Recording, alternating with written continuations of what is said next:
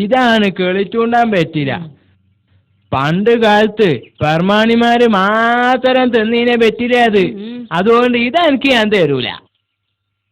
പിന്നെയുള്ള ഈ അടക്കേ ചെങ്കതളിന്ന് അതിന്റെ പേര്, അവ തിന്നാൻ മാത്രം ജായില്ല. അന്തർക്ക ഞങ്ങൾക്ക് ഒരു കത്തുണ്ട്. മകളെ കുട്ടീൻ്റെന്നാ തോന്നണത്. ഇങ്ങോട്ട് കൊണ്ടുപോര്. ഓപ്പ പോയിട്ട് 3 മാസം കഴിഞ്ഞ്. നിങ്ങൾ കോളടിച്ചെന്നാ തോന്നണത്.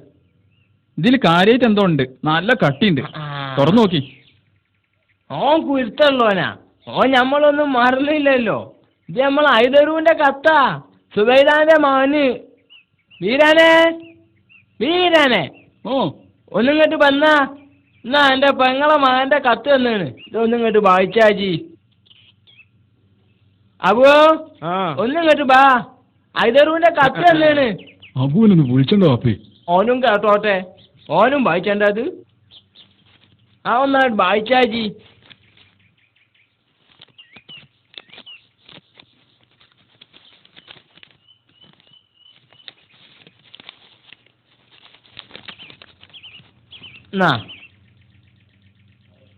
വായിക്കല്ലേ? ആ.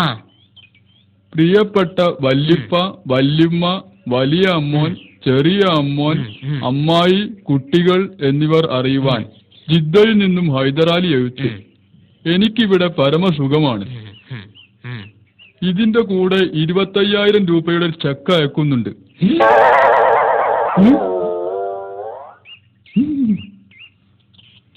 ഇതിന്റെ കൂടെ 25,000 രൂപയുടെ ചെക്ക് അയക്കുന്നുണ്ട്. അതിൽ 10,000 രൂപ വല്യപ്പക്കും. ഒന്നുകൂടി വായിച്ച 10,000 രൂപ വല്യപ്പക്കും. എന്നാല് അത് എനിക്കുള്ളതാ. അത് ഇന്റെ കജി തന്നെ തരണോ. ഞാൻ അതും ചോദിച്ചു ഇന്റെ പരങ്ങാനും വന്നാലുണ്ടല്ലോ. ഓനേതായാലും ഉസുറുള്ളോനാ.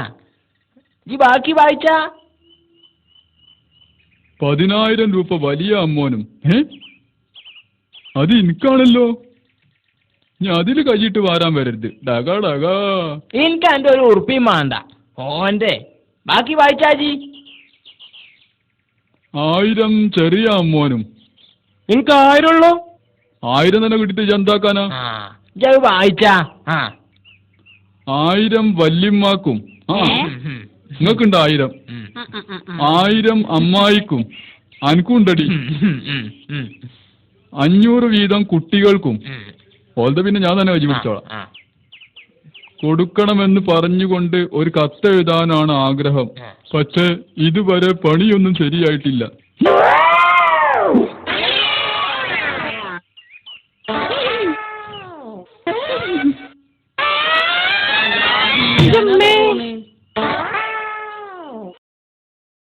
ഒരു പട്ടോന് ഓനൊരു കാലത്തും കൊണം പിടിച്ചൂല.